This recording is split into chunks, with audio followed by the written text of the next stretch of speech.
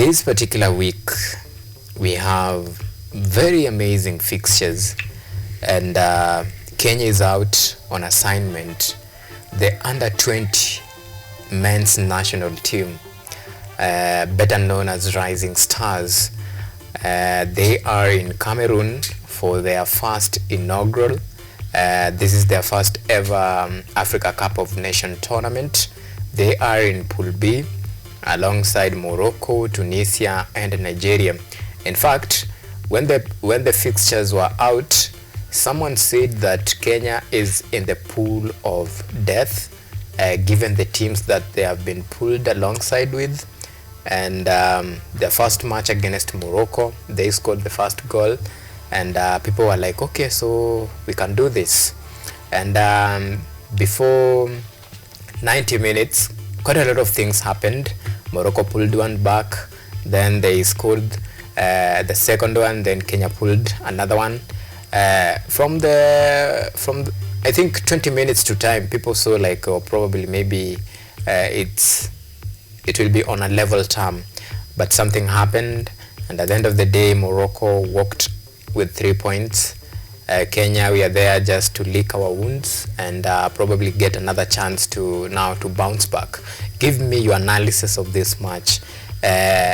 What do you think went wrong for Team Kenya, and how can we really, build on that even as we look forward for a clash against Tunisia that will be tomorrow? The lessons that we can take from Morocco heading to Tunisia's encounter.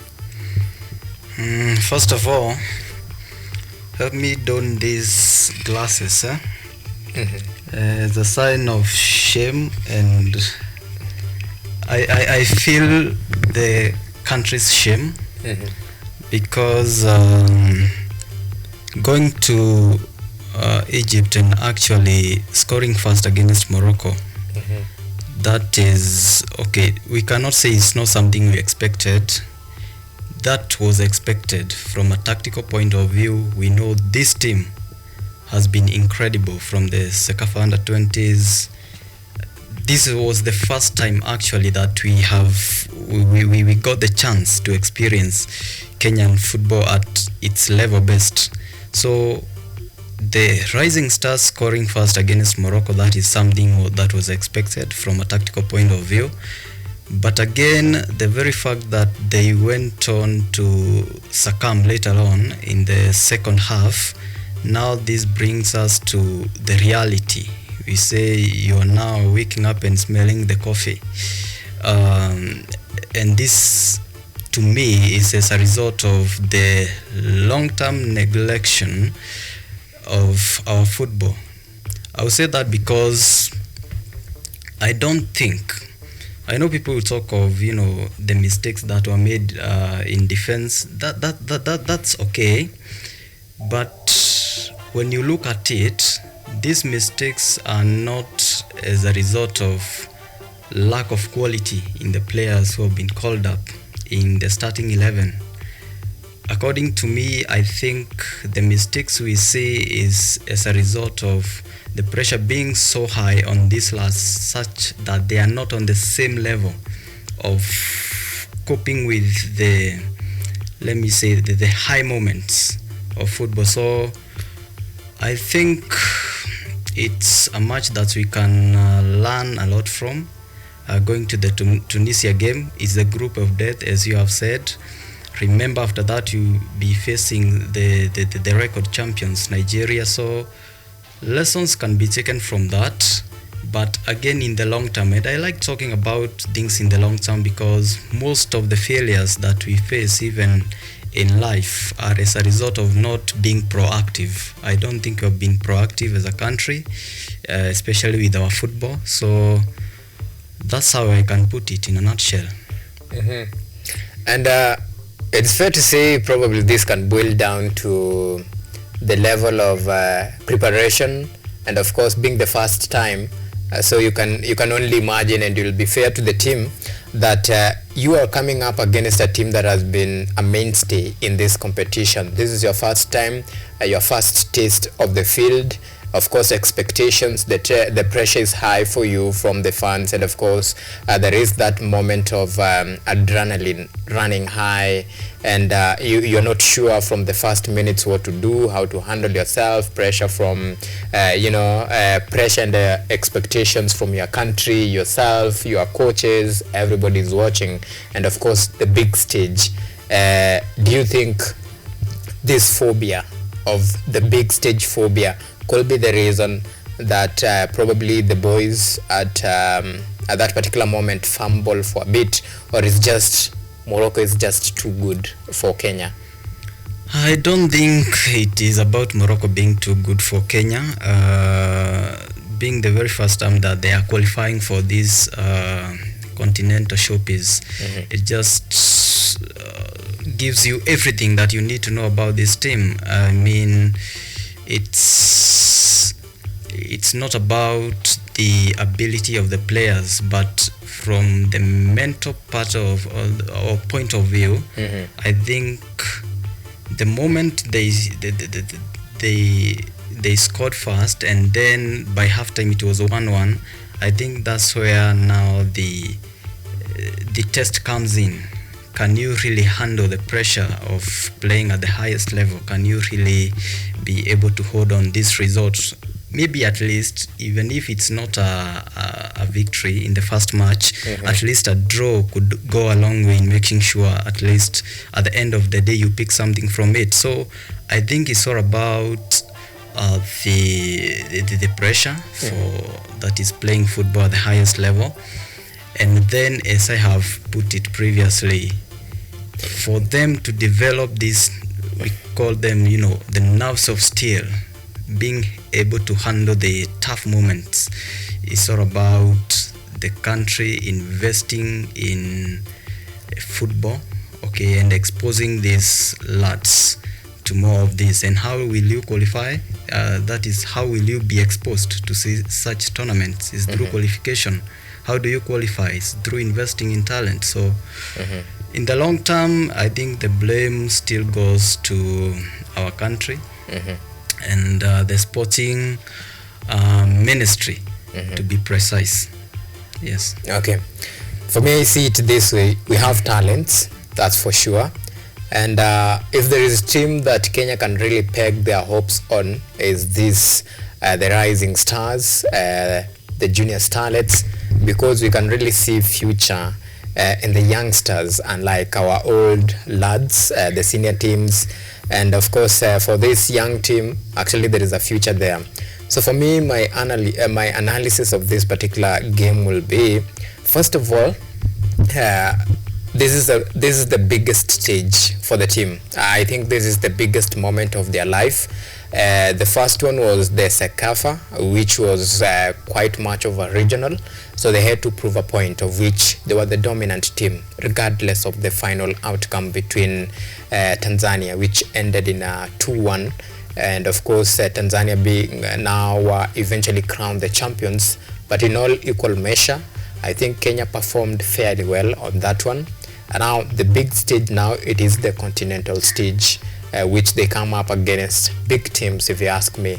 If you are in the same pool with a team like Nigeria, a team that has really won it 7 times, we are talking about Morocco, one of the champions in the previous years. So this is a comparison between the underdogs and of course the apprentice of the game. Quite a big statement. The fact that they scored 2 goals against Morocco, it's usher in some sort of hopes that in their clash against Tunisia, which for me I feel like Tunisia is not a strong team to Kenya, they were really exposed against Nigeria, in as much as Nigeria is a very quite experienced team. But I feel like one of the areas that we really need to work on, it's not even our finishing ability. We just need to maintain our cool and make sure like the midfield is compact, because in terms of skills wise, we are there. We score goals. We have technically gifted players. The vision is quite on point. The mechanism and the chemistry, and of course, when you narrow down now to the tactics that the coach is really translating to the players, it's quite awesome. Babu Salim has been a standout coach for me, if you ask me, when it comes now to sharpening the skills of these young players. And I think from that time that they have really been together, I think there is something that he has installed in them, the winning mentality, the fighting spirit, and that is what I saw in the under 20 team. They really fought until the very last minute. And of course, like they said, in football is just a game of smaller margin, and that one was a wake-up call. Now the big question will be, moving forward, what should Kenya now do? Because we are now taking notes from the lessons we learned from Morocco. Now as we face Tunisia, this will be a different rising stars, a wounded one, a one that really wants to prove a point, leave a legacy, and even a history. So the next two assignment is very critical for the rising stars. I'm only worried about Nigeria. Now, I think I agree with almost everything that you said, but mostly with what you talked about the midfield, maintaining your game and staying calm. That is something that is really important, and I want to really appreciate the very fact that one of the under 20s, that is Kevin Wangaya, has been able to do that pretty well in that midfield. For a long time I have not seen that level of composure from such a young player, but at the same time we call a spade and we appreciate the positive side of someone, and at the same time criticize where it need be. So I feel in the second half we showed them so much respect, that is Morocco, okay, and it is through the same department, that is the midfield. I felt that like we held on to the ball so much. It looked at some point like we were just comfortable with the draw. So I agree with you on that bit, and how I wish and how I hope that is the same kind of picture that Salim Babu has.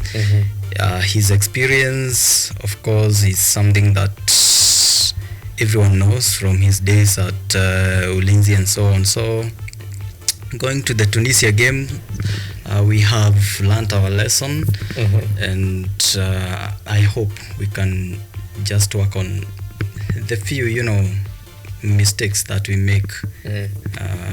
I am confident we'll do something. Do you see us like tunaweza proceed past group stage? Because for us to do that,